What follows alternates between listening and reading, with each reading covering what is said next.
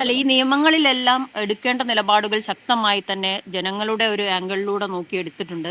ഈ സാധാരണ പാർലമെന്റ് കഴിഞ്ഞ ഒരു ചായ സൽക്കാരം ഉണ്ടാവുന്നതാണ്. അതിൽ പങ്കെടുത്തതിനെ അങ്ങനെ വിവാദമാക്കി കാണാൻ കഴിയില്ല എന്ന്. സാധാരണഗതിയിൽ പങ്കെടുക്കുന്ന ചായ സൽക്കാരമാണെങ്കിൽ എടോ മിജി എന്താ കഴിഞ്ഞ പിന്നെ ചായ സൽക്കാരങ്ങളിൽ പങ്കെടുക്കാതിരുന്നത്?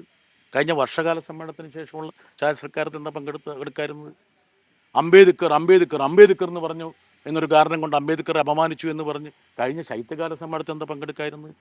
അന്ന് സാധാരണമായിരുന്നില്ലേ? അന്ന് മാത്രം എന്താ അത് സാധാരണമാകായിരുന്നത്? ഇതിന് അവർ വ്യക്തമാക്കി മറുപടി പറയണ്ടേ? ഇതിനൊന്നും മറുപടിയില്ല അവർക്ക്. നിരന്തരം രാഹുൽ ഗാന്ധിയെ ജോൺ ബ്രിട്ടാസ് ഞാൻ രാഹുൽ ഗാന്ധി പ്രേമേന്ദ്രൻ പറഞ്ഞത് എൻ കെ പ്രേമേന്ദ്രനെ കുറിച്ചൊന്നും ഞാൻ പ്രതികരിക്കുന്നില്ല. പക്ഷെ അദ്ദേഹം എന്നെ ഇങ്ങനെ പൊഴുത്തിക്കൊണ്ടിരിക്കുകയാണ്. എൻ കെ പ്രേമേന്ദ്രൻ അവിടെ പ്രധാനമന്ത്രിയുടെ സൽക്കാരത്തിൽ പോയി പങ്കെടുത്തതിൽ എനിക്ക് യാതൊരു അത്ഭുതവുമില്ല. സത്യസന്ധമായി പറയട്ടെ, അദ്ദേഹം നിരന്തരമായിട്ട് പ്രധാനമന്ത്രിയുടെ കോലായിലെ കഞ്ഞിവീഴ്ത്തിൽ പങ്കെടുക്കുന്ന ഒരാളാണ് അദ്ദേഹം.